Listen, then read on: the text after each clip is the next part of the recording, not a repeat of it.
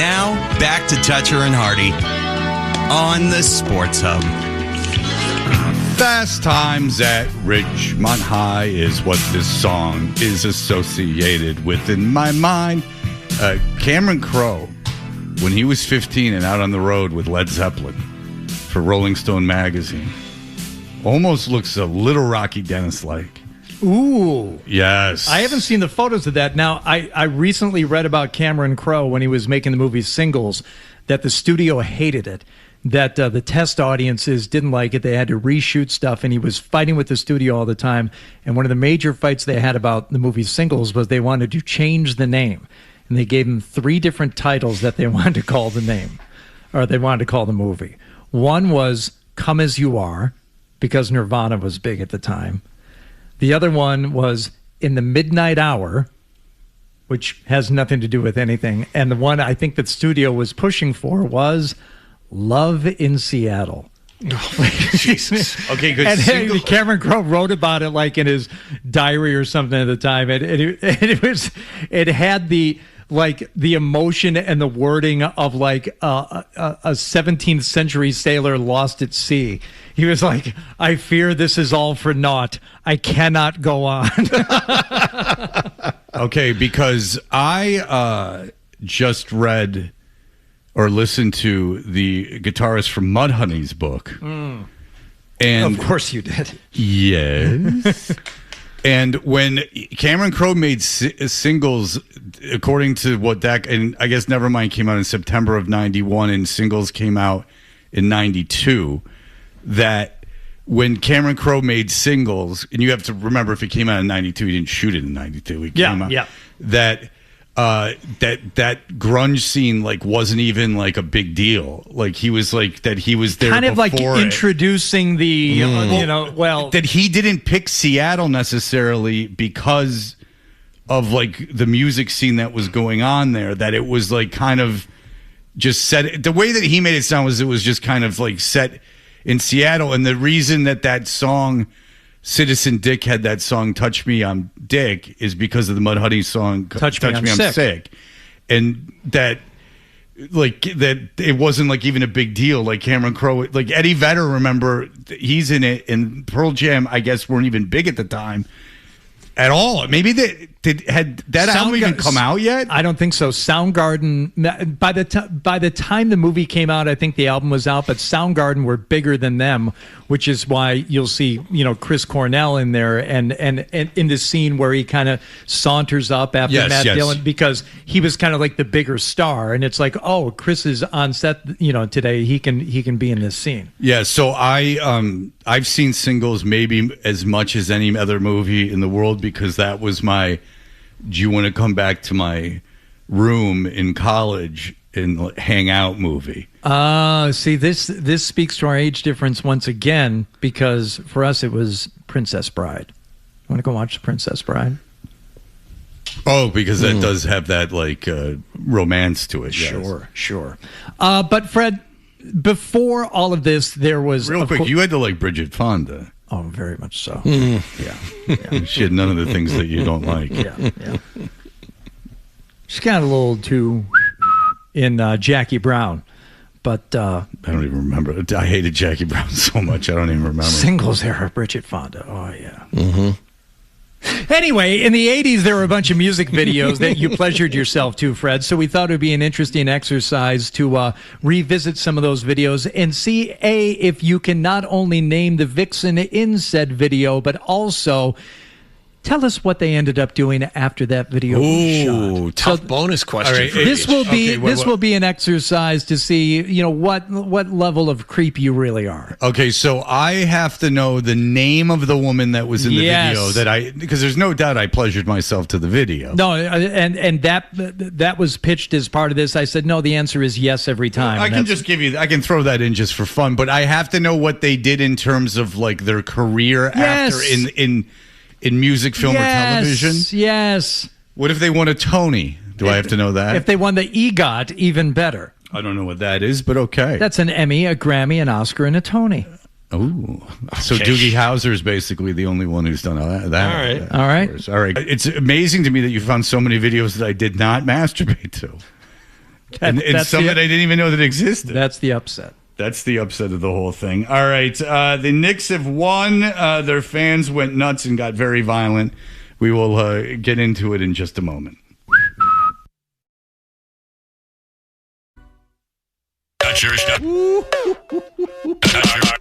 Kaboom! Did we all just take acid? It's unbelievable. What's he talking about? Like you, Fred, I'm not worried. It's kind of sad that this is out of New York, where rap was created. That was that this came out of that, which is not good. Not good at all. All right. The New York Knicks have won the NBA championship. They won on Saturday night, which is nice because at least it doesn't. Hardy mentioned this. It doesn't get us through a whole, Monday of having to deal with everyone going crazy about it. Look, the fans certainly were annoying.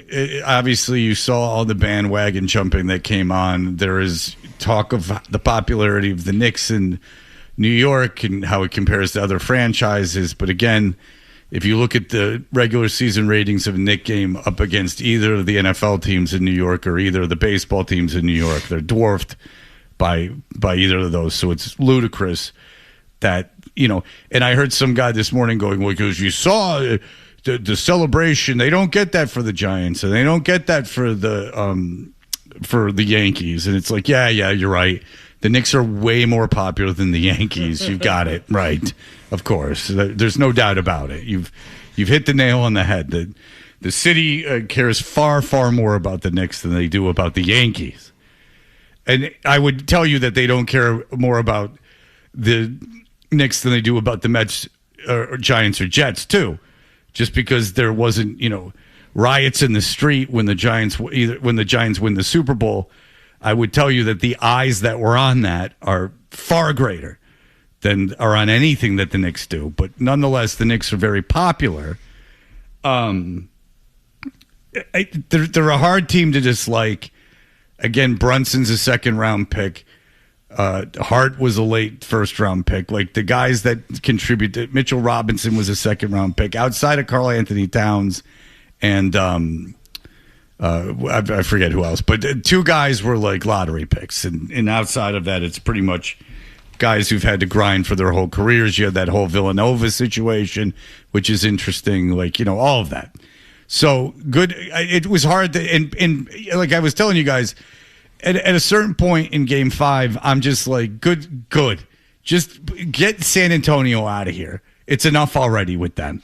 The way they played down the stretch, and John has made this point as have others, San Antonio had a double-digit lead in all those games. They have, of course, had the historic collapse in Game 4 where all they had to do was hold the ball for just starting with like 9 minutes left in the fourth quarter. Just let the clock run. You were up by so much. They can score. They can score. If you can make them take them 12 seconds for them to score, that's fine.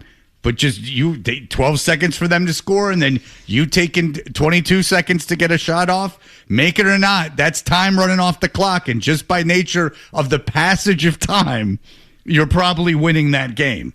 I wonder how much of it, in analysis and afterward, when they're looking at it and they're talking, between the coaching and the players and all that stuff, how much of it was the players not being ready, not being seasoned enough to understand the moment and the situation, the clock. How much of it was coaching and not instilling upon them the importance of things like, I don't know, the clock in a game in which you're leading by double digits again, as they were in every single game, and how important it was to not do foolish things like chuck up threes the second you get across the half court. Like it's got to be the blame is going to be spread around a little bit. 70 on the players, 30 on the coaching. Okay, is how I'd put it. I don't put anything in Game 5 on coaching. What I would give in Game 4 with coaching is that he didn't call timeouts, because this guy, they beat Oklahoma City in a Game 7 in Oklahoma City. This guy's an NBA coach who's going to be around for a while. Again, sometimes I think as fans, and I just see it from people reacting to things that I know about. I don't know, like radio and how everyone is such an expert.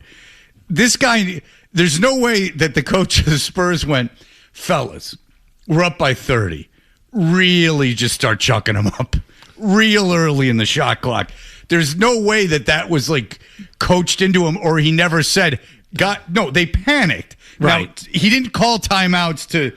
That's where the 30 would come in. The flow. Yes. And I guess in defense of the coaches, maybe you think, well, the last thing I have to tell them here is don't take a boneheaded three-pointer when we're trying to kill clock here. Like, that should just go without saying. Or maybe he's thinking, I don't even want to stop the game because I just want I want clock to run and we're up by so much. Just let things, like, maybe the Knicks will get fatigued. I don't know. There's a lot of things he could have thought about. Mitch Johnson, obviously one of the better young coaches in the league, but he did not do these things we're talking about in Game 4. And Game 5 was not his fault. Game 5, they weren't chucking up threes. All those young kids just missed shots in the fourth quarter. Yeah. That's not on him. He actually got through to them because when we're in that situation, don't come down and take threes. And they didn't do that down the stretch in the fourth quarter in Game 5. That was a choke job by the players and the players only. But it all results in a huge celebration, not just for the people in New York, but for the people flying back to New York. And you want to talk about fun. It's not all about business when you get on with the air traffic controllers, Fred. If you're flying a plane, you can have some good-natured back and forth with these people. 8938 flying over the Verrazano Bridge, up the Hudson, the statue, and all the good stuff in New York. Copy that. Over the Verrazano and continue up the Hudson, Delta 8938. Thanks. Please let the guys know New York Tracon, LaGuardia Tower, Kennedy Tower, maybe even Newark Tower, Westchester Tower. We're all on about 3 to 4 hours of sleep, but as happy as we could ever be. Congrats. Yeah, for sure. They finally settled down about 30 minutes ago, but before that, there was a pretty excited bunch back there. I believe it. We're all excited here. We're on our second box of coffee already this morning. Go New York. There you go. The guy flying the team back. Man. That's not my concern. My concern is the air traffic controller, all talking about how they're needing coffee due to their 3 hours of sleep. Yeah. And by the way, been some issues at Newark Airport with planes crashing into stuff. That's only in the morning. This was at night. Yeah. The notion of, hey, guess what? There's been a tragic accident in Newark, enough so that Saturday Night Live even did a whole skit with Scarlett Johansson, a pre-recorded skit about it, about the panic of flying into Newark Airport. Yeah, not wild about. And also, look, I get it. Like, I'm sure the pilots and air traffic controllers are having conversations and stuff like that. That doesn't concern me. Just if I'm the air traffic controller, I'm not wild that got out. We're all just like so tuckered out from partying that our minds aren't really on what's going on in the sky. Fred, I think a lot of this begs a larger question. What's going on in New York? We had the guys who were on WFAN that were so consumed about not doing play-by-play. Not play-by-play, but offensive rebound. Yeah, okay, all right. So they were all concerned about that and worried about getting in trouble for drinking in the studio. I think upper management should allow us to drink in studio tonight. Come on! All right, so how about the other media people in New York that got really, really upset when somebody swore on television? Oh, my goodness. We did that! You did it! The Knicks did it! The Knicks get one! No, sorry. Well, the Knicks lost to the best team in the world! All right. This is the danger of live TV. You can't control live television. Isn't that the way? That's you guys while we get this under control. All right. Well, we apologize for that, but, there's a lot of people out there. Yeah, and, unfortunately, it is one of those nights where people are just kind of forgetting how to, hold some decorum. Yeah, okay. Who cares? All right. Who cares? Yeah. Is that New York television? New York. New York. It's like, who's under, I guess because it's a Saturday night and everyone's not generally on TV or on the radio. The thing is that what do you think's going to happen to you? You're in a wild crowd. Wait, what do you what do you think the government's going to do to you? That someone swore that, oh no, all your careers are over. You were in a mob of people and someone swore. You get to stop that. Stop that. And like way to handle it too. Like really way to pay attention to it and act like a bomb just dropped. Lean into it and make it sound worse. Wait, what happened? And Let me back it up. Like, and if I'm in New York and I just turn it on, say I miss the swear and I just turn it on, I'm thinking, what the hell just happened? Like, did someone just get decapitated? Did a bomb just go off? Like, what the hell just happened? That was from WCBS TV, geez. CBS 2 in New York. Wow. And obviously, this is the largest media market in the world. You would think that these are the finest professionals that are available. This is the top of the mountain in television. And you're that concerned? Lady, again, if I can just bring it back, if you want to see something, go watch the Detroit local news after the Tigers won the 1984 World Series. It's all there on YouTube. They had him on a cherry picker because the news was smart enough. They said, you cannot be on the ground. Mm-hmm. You will die. Like, quite literally, you might die. So they put him on a cherry picker, and what people decided to do was throw beer bottles by the hundreds at the guy. And it's all there on YouTube. You can see it for yourself. And you know what? Things happen in the crowd.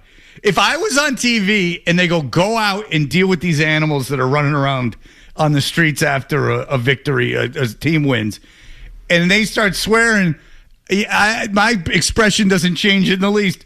Your fault, Gary, for putting me out here. You want me in a mob of like crazed fans? And you want, hey, everyone, settle down. No, enough with the swears. Playing a hall monitor with these animals. Yeah, exactly. Oh, this is the time where people forget. Yes, mobs of people, they go so far as swearing. Go check out what happened at English soccer matches in the 80s. Mobs, they did big scientific studies on how people could behave that way, and it's all that mob mentality. People die. Massive amounts of death in big mobs of people. Swore. What did they think was going to happen? Let's put the cameras out in the street in the middle of this. Knicks and 5, we got this! Woo-hoo! Love the Knicks! We've been waiting for this our whole life! My whole life I've been waiting for this. Knicks and 5! Let's go Knicks, baby! Yeah. Let's just get that one guy. What we doing? Come here. Listen. I'm listening. Jalen Brunson got everybody outside sweating. I got to go to work at 7:45. Victor Wembanyama better go home and tell his mother he's sorry. Are you crazy? We was down by 29. Now look at us. We won and we took it. You ain't going crazy. All right. Well, was that me? No, those were the FAN guys. Oh, you thought that was the Ambi and Fred? That bubble you got back there, though, handsome. Yeah. No, not Ambi and maybe. Oh, yeah, it could have been Ambi and Fred, or it also could have been when I was saying "big guy touch me." Oh, okay. From that one drinking game, right? All right. Well, look, I hope that the government isn't too harsh on the New York City news for having the fleeting expletive from a mob of people. All right. We'll be back in just a moment. Here are the headlines.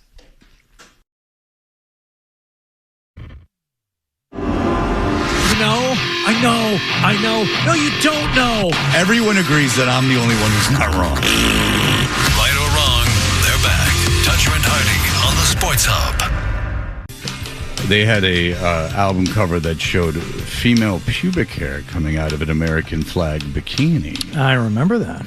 And I think that had to be pulled at one point. Do you remember the Police Synchronicity album with the three, yes. And there were different versions of that cover, too, and one of them had a bare-chested woman on it. I didn't know that. Really? Yeah. Oh, yeah. You had to really look for it at your local Strawberries or Harmony House or Tower Records, but if you dug through the bins, you could find that version of it and look at it for a second. I listened to Synchronicity not so long ago. Oh, the whole album? Well, not Mother, but everything except for Mother I listened to. The phone is ringing. Is that my mother on the phone? They let Andy Summers write a song, and it was not good. We're short one track, Andy. Have at it. Yeah, because it's a good album, you know. And I don't really listen. What about Murder by Numbers? I don't mind that song. Ugh. Tea in the Sahara. That good? Yeah. I can't listen to Every Breath You Take anymore because it's just in everything. Well, they totally and ripped it off from Puff Daddy. Yeah. Well, Puff Daddy wrote the music for that to eulogize his friend Biggie, and then the police stole it and turned it into Every Breath You Take. Sure. Yeah, and then he bought all that baby oil with it, Sting. With his tantric sex and everything else, making the rest of us look bad. Sting is now working with Shaggy. Oh, did you know that? I did not. Yeah, Shaggy 2 Dope from ICP. No, he's working with the Jamaican songster Shaggy, the two of them, and like a lot of things. Sting has done. It's actually it's a mashup. Is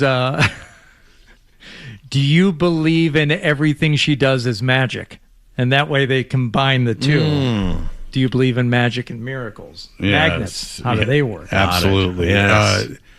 And it's not good. And as you would assume that basically based on, and somewhere, Ryan, there is Sting when he came out with his whimsical, like almost like pixie dust Irish music or Scottish music pan or whatever. Flute. Yes. Yeah, where he was like rocking like basically playing the fig. It was. There it is. Get it up! It's no outfield. He opened with Red Rocks with this one. Did he really? No. I mean, if he played Red Rocks, I mean, it would get fit, away with this. He never did. Now, see, I like Dream of the Blue Turtles. I thought that was a good album. That was his first one, right? Solo is that album, if I ever lose my faith in you? That might be the greatest. That would be the greatest Police song. No, that was If You Love Someone, Set Them Free, that album. Free, set them free. Yeah, not wild about that song, but If I Ever Lose My Faith in You is just like an incredible hook. I believe the 10 Summoners' Tales. Does that sound right? Yeah. 10 Summoners' Tales. But Fields of Gold. Doesn't he do the key change in the middle of that song, Fred, which is a big no-no? I don't know enough about music, but I can tell you this, is that speaking of like medieval things, I went to a movie and they were showing the preview for a star-studded Chris Nolan movie, The Odyssey, which I am really interested to see what people are willing to sit through with if it's got stars and a big director. I told you my kid wants to go see the new Steven Spielberg, which you said don't have to. But even my kids who are all about going to the movies and want to see the movie can't get them interested. Not that I want them to be, but we see the previews for it. Yeah, that looks like a lot. Well, is it based on The Odyssey, like the book The Odyssey? Homer's Odyssey? Yes, I believe it is. Which, if you've ever been in an English class where you were forced to read that, is a real kick in the balls. Beowulf and that, oof. Fortress Around Your Heart on Dream of the Blue Turtles. That's a good song. Yes. I don't know. Yeah, you do. Just say yes. Yes. It's a good song. It's a good song. As someone sent me a video of a bar in Boston where a bunch of quote-unquote Scottish people from quote-unquote Scotland were singing 500 Miles, and I went, not one of those people is currently a resident of Scotland. That sounds like something that a bunch of people all of a sudden very hyped up about their Scottish ancestry. I told you before I moved here, I didn't even know being Irish was a thing. Well, you should have done your homework. It would have taken you 5 seconds. My mom's first generation American from Ireland, and I never was taught that it was anything. Oh, it's a thing. Now I know I did, but yeah. In Detroit it was no big deal. Like no one said like, "Oh, you're from Ireland." Like it's just like anything else. I mean, it's not Chaldean, which is the really drum that was being beaten around there. All right, we'll be back. Kevin O'Connell has got a bunch of information that Kevin O'Connor. I'm sorry. I'm just a huge fan of the quarterback O'Connell that was so good for the Jets.